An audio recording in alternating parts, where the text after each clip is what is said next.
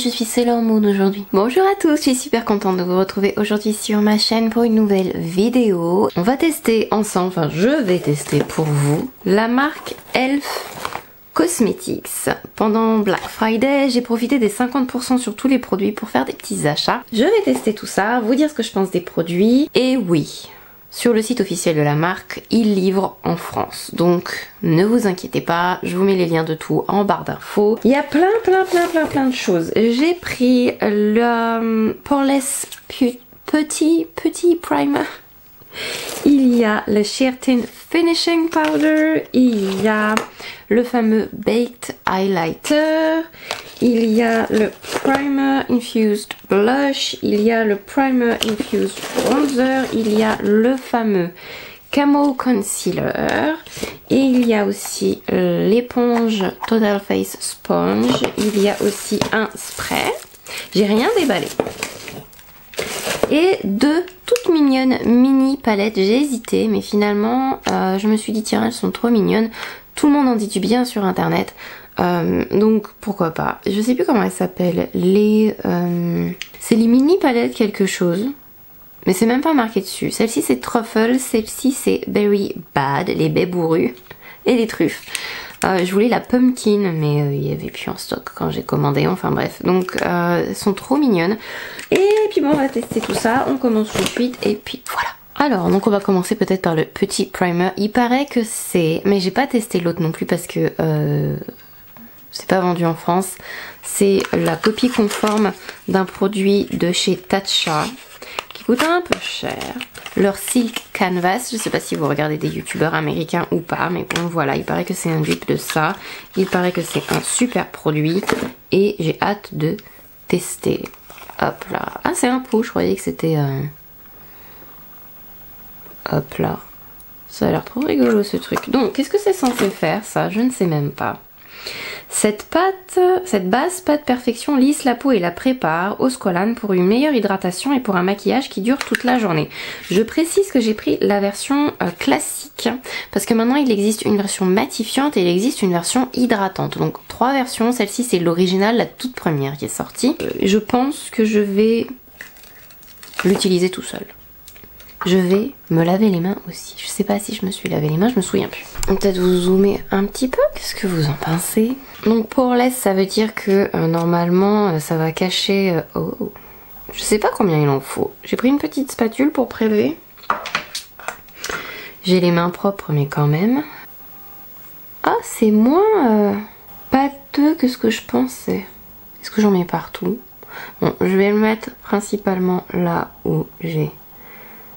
des pores dilatés, enfin dilatés, ils sont normaux mais vous voyez plus on veut tout un effet Photoshop hein, quand même si techniquement c'est pas possible. L'espoir fait vivre. On va mettre là tiens aussi. Ça sent pas grand chose de particulier.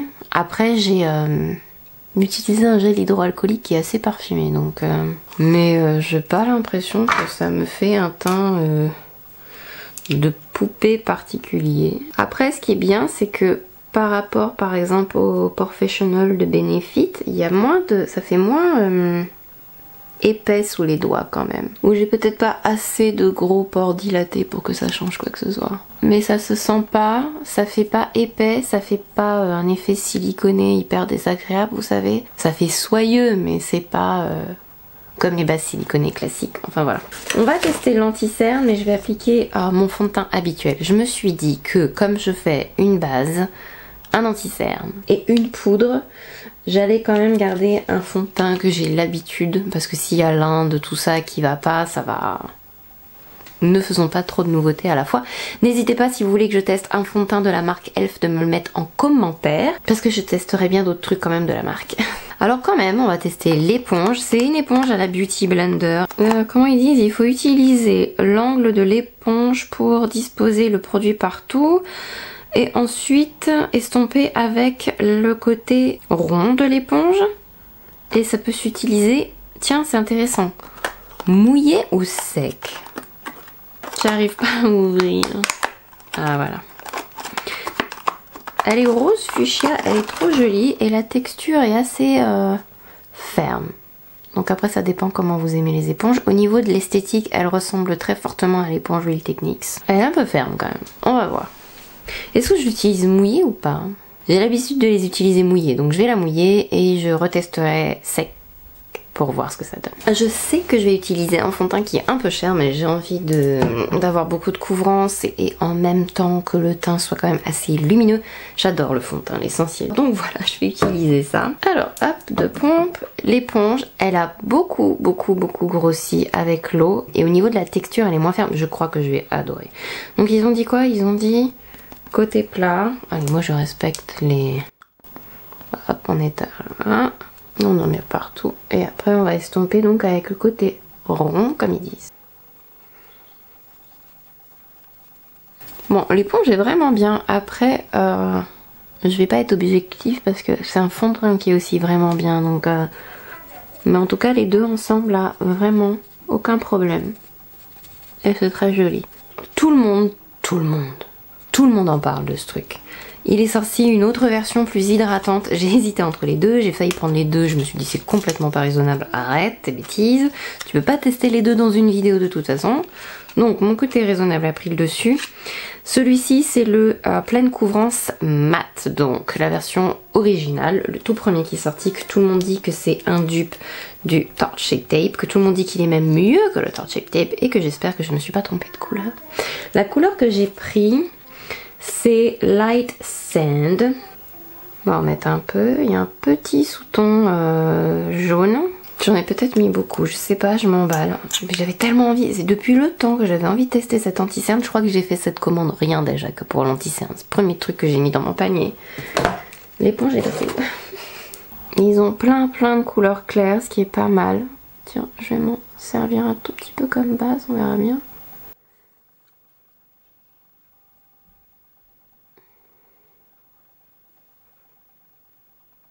C'est assez rigolo parce que là, donc j'ai ma ring light, je me regarde dans mon miroir, je me dis mais il a aucune couvrance le truc. Enfin il a beaucoup moins de couvrance que mes anti-cernes habituels ou même que le Milani que j'adore. Et en fait il renvoie quand même vachement bien la lumière et avec ma ring light ça me fait pas du tout le même effet. Donc je pense que vous allez pas voir son manque de couvrance. Je vais en remettre un petit peu. Mais je trouve pas la couvrance si extraordinaire que ça en fait. Bon, faut dire que les youtubeurs américains, ils mettent 3 tonnes d'anti-cernes sous leurs yeux, donc la couleur est peut-être un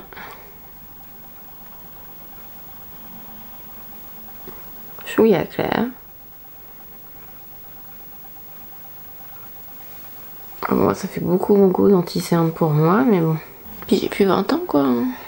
Oh, comment il renvoie la lumière, là, avec la ring light, ça fait pas pareil du tout. Bon, ça se voit qu'il est un chouïa clair dans mon miroir, mais vous, j'ai l'impression, je regarde mon retour caméra, j'ai l'impression d'être devenu un cadavre, quoi. Un truc de ouf. Le Milani est plus couvrant. Donc, de toute façon, je continuerai à tester et je vous donnerai des nouvelles de tout ça.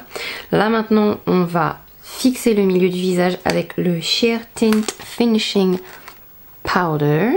S'il veut bien focus, il est là. Donc, c'est une poudre fixante. Et c'est marqué qu'elle donne un glow naturel, que c'est une poudre teintée très légère, avec une formule douce comme la soie, pour fixer le maquillage, pour minimiser l'apparence des ridules et des lignes. Et elle l'aide à matifier aussi. Il y a du talc, de la silice. Le packaging est ravissant. Ça fait une très jolie poudre. Le miroir est énorme. Franchement, pour le prix, le boîtier est ravissant. Et je suis en train de me dire, j'étais tellement pressée de tester tout ça. Je voulais de base normalement faire mes yeux d'abord, mais bon, c'est pas grave. C'est la vie. Je vais prendre un pinceau assez large de chez Morphe. Alors, comme toutes les poudres un peu teintées, elles fonce un petit peu le teint et je trouve que l'anti-cerne file dans les ridules pas mal. Heureusement que j'ai pris la teinte claire, ça fait souvent ça hein, avec les poudres qui sont teintées, ça fonce un petit peu le teint, donc faut pas que ça vous surprenne. C'est complètement normal que ça fasse ça. Ça me fait un teint très poudré par rapport aux poudres que j'utilise d'habitude. Je la trouve pas si transparente que ça. Je verrai. Pas ma poudre préférée ça. Alors, je vais utiliser une base. Tiens, ma base habituelle de chez Sigma que j'aime beaucoup. Hop. Parce que j'ai pas pris de base pour le moment à tester chez Elf. Bon, fixé, ça a arrêté de se déplacer trop dans mes ridules. C'est déjà pas mal. Les jolies petites palettes que j'ai à vous montrer aujourd'hui. Elles sont trop mimi. Elles coûtent 8 € chacune. Je les ai eues à 4 € pièce. Ça, je me souviens du prix de celle-là. Comment elles s'appellent déjà? Les mini Bad Size. Les Bad Size Eyeshadow Mini Palette. Des petites bouchées, autrement dit. Dans chaque palette, vous avez 4 couleurs. Donc celle-ci, c'est la Truffle, qui est trop mimi. Et j'ai pris aussi la Berry Bad, qui est comme ceci. Qu'est-ce qu'on fait aujourd'hui? On va peut-être faire un smoky. Qu'est-ce que vous en pensez? On va peut-être utiliser celui-ci, Truffle.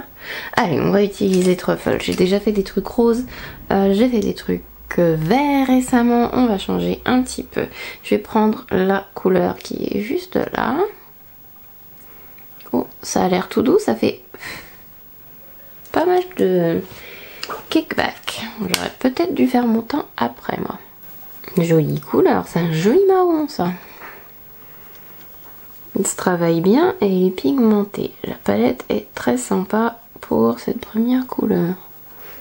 Il y a un truc que je voulais acheter, je me suis rendu compte que je l'avais pas pris quand j'ai validé mon panier, c'est leur crayon pour les sourcils, mais bon. Il y a eu un raté là. Je vais prendre un petit pinceau et je vais foncer tout ça. Je vais prendre le marron. Je pense que je vais utiliser toutes les couleurs de la palette. Donc ça marque bien. Mais il est où le pinceau que je viens d'utiliser? C'est rare qu'il y ait des jolies palettes pas chères qui soient aussi jolies que ça. Ensuite, la couleur qui est là, je vais la mettre sur toute la paupière. Qu'est-ce que je vais utiliser pour l'appliquer? Mes doigts ou... On va essayer avec un pinceau déjà. C'est un espèce de gris. Oh waouh, non, c'est un argenté. J'aime bien. Très jolie palette. Un peu de chute avec cette couleur. On va voir un peu avec les doigts. Oh, j'adore cette couleur. On va prendre maintenant le noir. Alors le noir, il est pailleté en fait. Je sais pas si les paillettes vont vraiment se voir quand on va se maquiller, mais je vais suivre la racine de mes cils. Bon, alors mon dessous des yeux, par contre, comment vous dire, il est hyper sec. C'est pas hyper couvrant et un peu desséchant. Donc là tout de suite là, la hype autour de cet anti-cerne par rapport à tout ce que tout le monde en dit, en fait, je suis hyper déçue. Et il a marqué mes pores là terriblement. Alors qu'il y a la base. Ou alors c'est peut-être parce que j'ai mis la base et les deux ensemble ça fait trop pour moi, je sais pas. J'ai le front qui a l'air hyper desséché aussi. Et je sais que c'est pas... Heureusement que j'ai pas testé un autre fond de teint avec, parce que je sais très bien que c'est pas le fond de teint qui fait ça par contre. Je vais faire vite fait mes sourcils et j'arrive tout de suite. J'ai le bronzer d'abord que j'ai pris dans la couleur la plus claire et qui m'a l'air quand même vachement orange. J'ai super méga peur. Help me. Donc c'est le Primer Infused Bronzer. Alors en soi, un bronzer orange ne me dérange absolument pas parce que je sais très bien qu'il y a des personnes qui bronzent un peu orange. Si, il y en a. Donc bon, peut-être s'il me va pas à moi, il ira à quelqu'un d'autre. La couleur que j'ai choisie, c'est Perpetually Tan. Ça avait l'air d'être la plus claire. Donc effectivement, c'est un bronzer très chaud. Apparemment, ça a l'air d'être infusé avec du primer. Ils appellent ça le Primer Infused. Cette poudre bronzante longue durée contient une poudre base qui assure un bel éclat bronzé toute la journée. Douce et facile à appliquer, cette poudre s'accroche à la peau pour une tenue durable. Trempez un gros pinceau blush doux dans la poudre et appliquez délicatement sur les joues, le front, partout où vous désirez un baiser bronzé. Pour un résultat optimal, utilisez avec votre base Elf préférée. Si c'est votre couleur de bronzage, c'est pas mal du tout. il se fond bien à la peau, il a pas l'air de faire des taches. Effectivement, il est très effet bronzé chaud quoi. Mais j'ai eu des clients qui bronzaient un peu comme ça, qui venaient de Bretagne ou de vacances aux Canaries, et c'était exactement le bronzage qu'elles avaient. Donc au pire, si moi ça va pas, je vais peut-être le mettre dans mon kit, parce que c'est exactement le genre de couleur un peu chaude que je recherche. Je crois que je vous ai jamais montré dans toute ma collection un bronzer aussi chaud. Et dans la même catégorie, il y a le blush, le Primer Infused Blush. Il tient la poudre de bambou à l'intérieur. Grosso modo, ça dit la même chose. Même principe. Infusé avec du primer truc là. Tiens, c'est marrant, sur celui-là, il n'est pas traduit en français. Pour un effet seconde peau qui dure toute la journée. La couleur que j'ai prise, c'est Always Rosy. Le packaging est sympa, ceci étant dit. Ça fait pas pour le prix que c'était. En plus, j'ai eu tout à 50%. C'est pas affreux. Je sais pas si j'ai choisi la bonne couleur. Waouh, beige.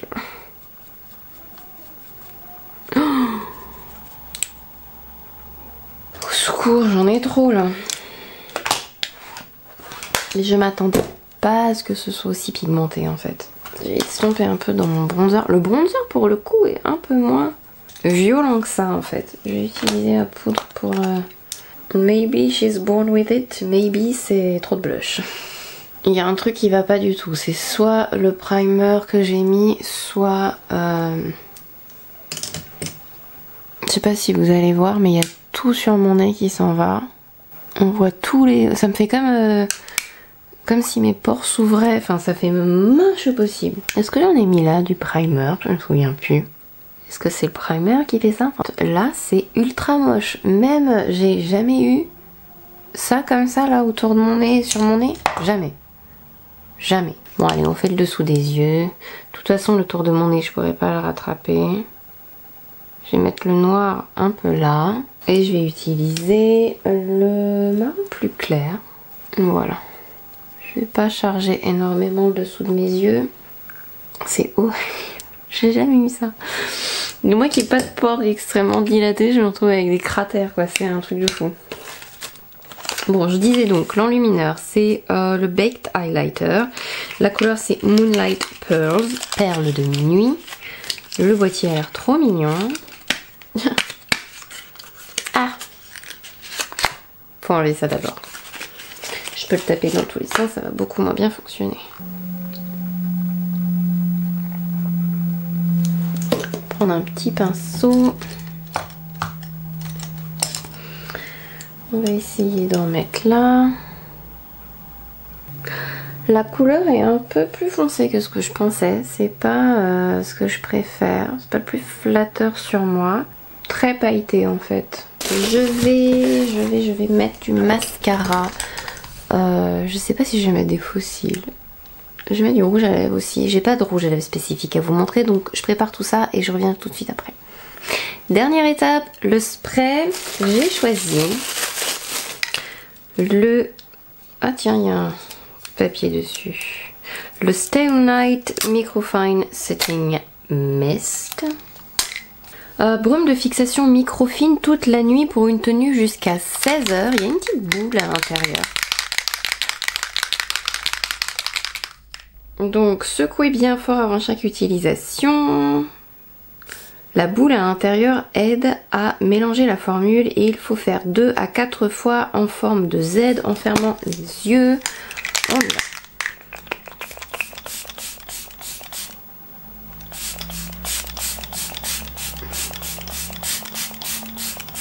Elle est très fine, on sent rien du tout. Enfin un peu, mais là j'ai l'impression de mettre rien mis par exemple. Ah si, ça y est. Ça sent bon, c'est pas mal. Mon avis final sur tout ça. Alors, on va repartir dans l'ordre parce que j'ai quand même pas mal de choses à dire. Il va falloir que je reteste. Je suis pas sûre que ce soit que la faute de l'anti-cerne, mais il y a un problème vraiment au niveau de mes pores. Je sais pas si vous allez voir en fait. Si à la caméra ça va se voir. Est-ce que vous voyez, on a l'impression que les produits sur mon teint se sont séparés et que mes pores sont énormes. Enfin, vous voyez ou pas là? C'est affreux. Je sais pas si c'est la base, mais clairement il y a un truc qui va pas du tout. Donc la base, je suis sceptique là tout de suite. Je retesterai de toute façon, mais je suis très sceptique. L'anti-cerne, je suis un VU. Il est censé être haute couvrance, pleine couvrance mat. Il est mat. Il file un peu. Après j'ai dû en mettre beaucoup aussi parce que je trouve pas la couvrance si extraordinaire que ça en fait. Je le retesterai. Peut-être c'est parce que j'ai mis la base, peut-être que je sais pas, mais il y a un truc qui va pas du tout. L'éponge par contre je la trouve très bien, donc je vais la tester encore parce que voilà, on peut pas se... Surtout que l'anti-cerne je suis pas fan, mais j'ai appliqué mon fond de teint avec et par contre j'aime beaucoup l'éponge, donc je retesterai ça. La poudre, bah c'est pas ouf hein. Pas une poudre que je vous conseillerais, il y en a des beaucoup mieux quand même. Donc ça je vous en ai parlé, on va continuer sur le teint. Bronzer, blush, très bien pour le moment. Faites attention, c'est super pigmenté par rapport à ce que je pensais. On verra pour la tenue, mais à l'application en tout cas c'est très bien. Et si vous cherchez un blush chaud, Perpetually Tan, il est vraiment, il a vraiment cet effet bronzé, de grosses vacances au soleil. Et ça conviendra pas à tout le monde au niveau de la couleur, mais je sais très bien pour avoir eu des clientes. Franchement, on bronze pas tous pareil. On a tous des sous-tons, des plus chauds, des moins chauds, des plus roses, des moins roses. Enfin, on bronze. C'est pour ça que j'ai beaucoup de bronzer dans mon sac. Et je sais qu'il y a des personnes qui vont beaucoup aimer cette couleur. Il y a des personnes qui bronzent comme ça, un peu très chaud. Et